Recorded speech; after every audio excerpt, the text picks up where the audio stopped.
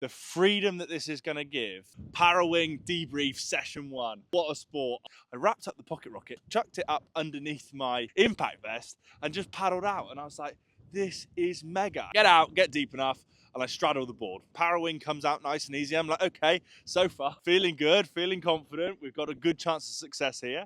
And I just go, okay, well, look, what can go wrong? Grab the orange side and just throw the wing out. Instantly realized that because it's wet and I've just swum out, it's not going to do that. Secondly, it takes a little bit more technique. It's upside down and I start to try and find a little bit of tension in the lines. And I managed to flip it over and I start grabbing the white section of the leading edge and presenting those to the wind. Start to pull this up and just the edge starts to catch. And as it does that, I'm lightly holding the bar in my left hand whilst trying to fix it with my right hand. And it yanks and the bar gets ripped out of my hand. The bar just goes straight through the middle of all of the bridles. In 15 years or so of kiting now, I have never come across such a mess, especially when wet and underwater and not middle of a pack down disaster.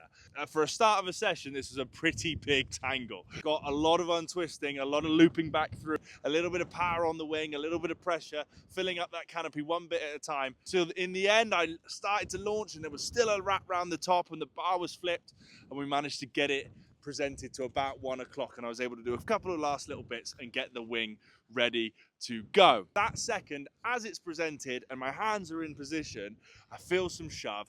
I hop to my feet. I don't really remember doing that. I hop to my feet and a couple of pumps later, I'm foiling. As soon as I get up and I'm on foil, the very first thing I realize is how much power these things have once you're at foiling speed. I had to really get on this front handle and those trailing edge lines were flapping away and I was literally up here really trying to get that power off. And at that point, they become a little bit harder to handle, I found, because obviously you're relying on just the leading edge and the wing kind of doesn't sit as stable. Cruising around, do my first jibe, come back into M, feeling like a hero, do another jibe, success, and then I turn around and it hits me. My forearms are blown to smithereens. That proceeds to be 4 or 5 failed jibes, blown out arms, inability to go upwind, and just a bit of a mess. Right now, I feel like a car has driven over my forearms. A very successful session. I was determined to come back in where I started, which I did. I also got a couple of pack downs, very naff. You'll see those on the videos. I've never done powder snowboarding, but everyone that's ever described powder snowboarding,